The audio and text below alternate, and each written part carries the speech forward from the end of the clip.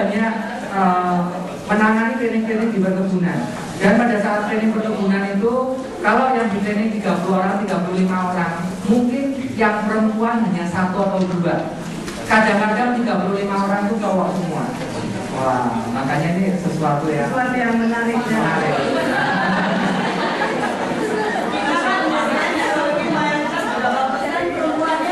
Masih, kalau zaman kami dulu 3:1 ya. 3 cewek, 1 cowok, 75 cewek, 25 cowok. Makanya cowoknya jadi rebutan kalau dulu.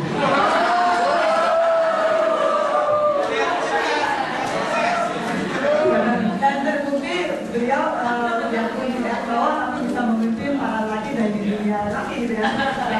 Barangkali ada cerita menarik dari situ bagaimana bisa ambil mereka.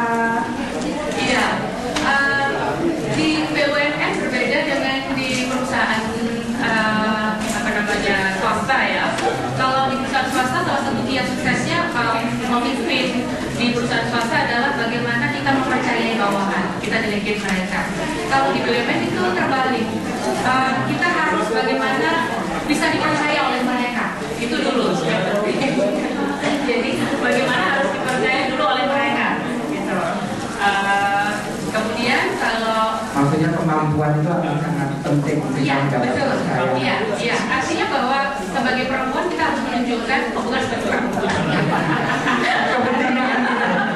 Artinya sebagai kalau kita mau berkompetisi sebenarnya tidak membedakan perempuan dan laki-laki ya, tapi tergantung bagaimana kompetensi kita, kapabilitas kita, baik soft skill maupun hard skill. Karena saya juga tidak hanya belajar psikologi saja, pasti harus tadi katakan paham proses bisnis. Kemudian yang kedua belajar ya kalau kita mau semakin ke atas mau tidak mau harus menguasai apa yang disebut dengan manajemen strategi. Kemudian juga karena kita bicara di sebuah usaha berarti kita harus mau tidak mau belajar bahasa perusahaan atau bahasa bisnis yaitu keuangan. Jadi harus paham cash flow, harus paham bagaimana melakukan budgeting, bagaimana ya. Itu yang membuat Mbak Eka ngambil yang di situ ya, makanya mendapatkan finance terus juga marketing. Betul.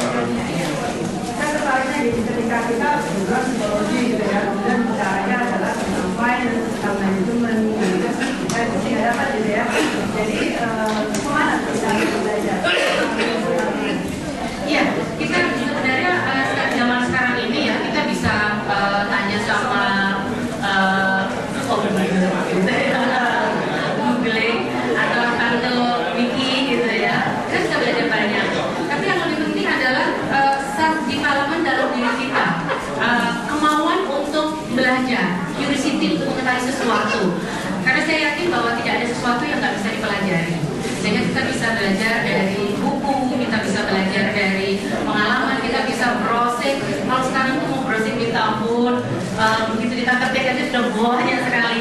Iya Mbak Estri ya. Kalau itu dari sisi teknisnya ya, sebenarnya begitu kita naik yang diperlukan kan adalah bagaimana leadershipnya ya. Nah itu tuh mencapai hal seperti itu gimana tuh? Ya, your character.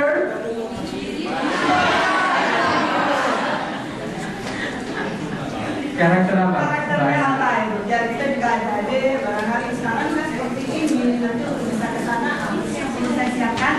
Iya, pada waktu mahasiswa saya kebetulan aktif ya, artinya tidak hanya sekolah gitu. Agak sedikit nakal Mbak Estri, mahasiswa dari 100% absen itu memang jarang yang terpenuhi, kecuali satu mata kuliahnya Pak Hasan waktu itu.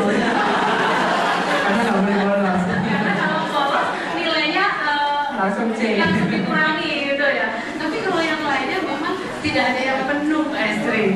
Tapi tidak penuh itu kemudian bukan berarti bahwa main game enggak.